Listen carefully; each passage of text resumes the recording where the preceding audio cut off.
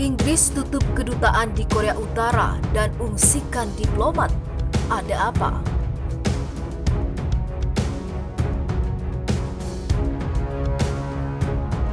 Sebelum lanjut, jangan lupa subscribe dan nyalakan tombol notifikasinya agar tidak ketinggalan info terbaru dari Santri Online.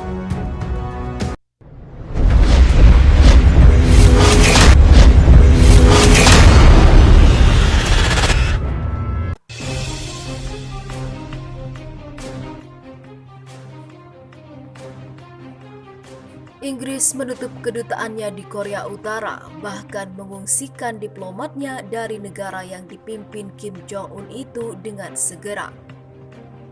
Langkah itu dilakukan setelah Pyongyang memperketat kontrol masuk ke negara itu guna mencegah wabah COVID-19. Sebelumnya, sejak akhir 2019, Korea Utara sudah menutup perbatasannya dan mengklaim tak memiliki satupun kasus COVID-19. Sebagaimana dikutip AFP, Kedutaan Besar Inggris menyebut pengetatan yang dilakukan membuat rotasi staf menjadi sulit. Pengetatan masuk membuat tidak mungkin penggiliran staf dilakukan guna mempertahankan operasi kantor kedutaan, ujar juru bicara Kementerian Luar Negeri Inggris pada Kamis 28 Mei 2020. Sementara itu, dari Twitternya, Duta Besar Inggris untuk Korea Utara Colin Crooks mengatakan penutupan dilakukan sementara per 27 Mei kemarin. Semua staf diplomatik telah meninggalkan DPRK untuk saat ini, cuitnya. Dari situs NK News diketahui diplomat Inggris sudah meninggalkan negara itu dari Cina. Inggris menyusul kedutaan Jerman dan kantor perwakilan Prancis. Korea Utara mencatat 0 kasus COVID-19, tapi analis meragukan hal ini.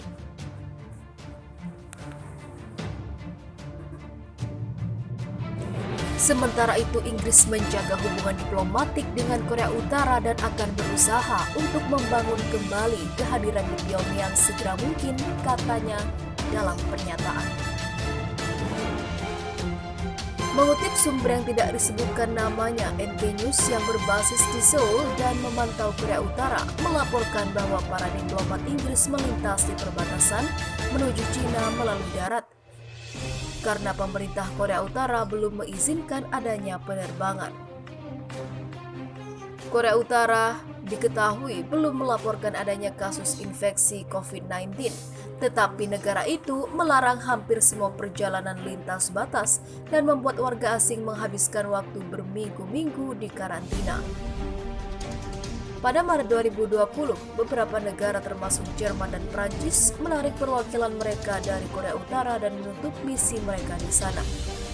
Duta Besar Swedia untuk Korea Utara, Joakim Bergström, yang adalah satu di antara beberapa diplomat asing yang masih tinggal di ibu kota Korea Utara, pada Kamis mencuit di akun Twitternya, hari kerja baru dimulai di kota Pyongyang. Sementara itu, orang-orang Korea Utara was-was dengan dibukanya kembali sekolah. Ada apa? Seperti banyak negara di dunia, warga di Korea Utara kini bersiap untuk menyambut kembali kehidupan normal setelah aturan pembatasan yang diberlakukan untuk mengendalikan penyebaran COVID-19 yang menjadi pandemi global. Pada 1 Juni mendatang, sekolah-sekolah di sana dibuka kembali, tetapi hal ini nampaknya memicu kekhawatiran banyak orang karena tak semua mungkin dipersiapkan dengan baik. Dilansir dari RFA, warga di Korea Utara yang memiliki anak-anak khawatir apakah sanitasi di sekolah-sekolah telah memadai. Sekolah-sekolah itu seharusnya dimulai 17 Februari lalu, tetapi pemerintah memperpanjang liburan musim dingin hingga 23 Maret. Kemudian hingga 20 April sebelum menetapkan secara resmi pada 1 Juni. Setelah menunda hari pertama sekolah 4 kali karena COVID-19, mereka diharapkan untuk membuka kali ini, ujar seorang sumber yang merupakan warga Provinsi Hamgyong Utara dan meminta anonimitas untuk berbicara secara bebas. Perintah pembukaan kembali sekolah-sekolah diberikan ke semua tingkat sistem pendidikan provinsi pada 15 Mei. Setelah mendengar keputusan Departemen Pendidikan Korea Utara, warga khawatir bahwa epidemi akan menyebar di kalangan siswa. Mengingat hingga saat ini wabah belum dapat ditanggulangi di seluruh dunia. Di lembaga pendidikan seperti sekolah dan taman anak-anak, kegiatan kelompok sangat penting. Penduduk khawatir karena anak-anak tidak memiliki pedoman dasar-dasar kebersihan dan disinfeksi pribadi yang diperlukan, kata sumber itu. Tetapi sumber itu mengatakan bahwa pemerintah meminta seluruh sekolah untuk menyiapkan langkah-langkah kebersihan. Kementerian Pendidikan mewajibkan sekolah dan taman kanak-kanak untuk menyiapkan desinfektan dan bahan dasar untuk disinfeksi guna memastikan para siswa dapat menggunakannya.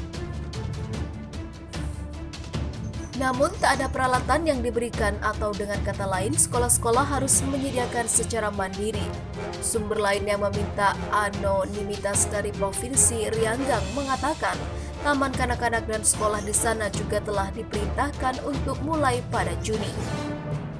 Setiap sekolah di sini, di Hyesan, kota terbesar provinsi, sangat bermasalah tentang bagaimana mereka akan mencegah penyebaran COVID-19 di antara para siswa, kata sumber tersebut. Sumber kedua juga menjelaskan bahwa pihak berwenang mengeluarkan arahan karantina, tetapi tidak menyediakan pasokan apapun. Kementerian Pendidikan Provinsi mengeluarkan pedoman untuk setiap sekolah, menyerukan persiapan karantina dan langkah-langkah pencegahan agar mereka dapat merespon dengan cepat dalam keadaan yang tidak terduga dan mempertahankan tekanan konstan terhadap pandemi COVID-19 jenis baru ini. Mereka hanya memerintahkan sekolah untuk menyiapkan bahan dasar untuk desinfektan dan untuk meminum atau menimbun obat-obatan darurat sendiri. Sehingga penduduk dan pejabat sekolah mengkritik otoritas pendidikan. Sumber kedua menambahkan. Sumber kedua mengatakan bahwa kemungkinan pihak berwenang tahu bahwa arahan mereka tidak cukup untuk mempersiapkan setiap sekolah untuk pembukaan kembali. Pemerintah Korea Utara diminta sadar bahwa tidak mungkin bagi setiap sekolah untuk mengamankan persediaan desinfektan atau karantina sendiri. Terutama ketika kebutuhan hidup dasar seperti air dan listrik tidak dipasok dengan baik di Hyesan. Tetapi dalam situasi ini, pihak berwenang masih bisa begitu berani untuk memberi sekolah dan siswa perintah untuk secara ketat mengikuti pedoman karantina mereka. Jelas sumber kedua tersebut. Meski hingga saat ini Korea Utara mengklaim kepada dunia bahwa mereka tidak memiliki satupun kasus COVID-19 yang dikonfirmasi. Terdapat laporan bahwa pemerintah negara terisolasi itu mengakui secara terbuka melalui pembicaraan dengan kelompok-kelompok pengamat lingkungan bahwa COVID-19 jenis baru telah menyebar di 3 wilayah, termasuk di antaranya adalah ibu kota Pyongyang.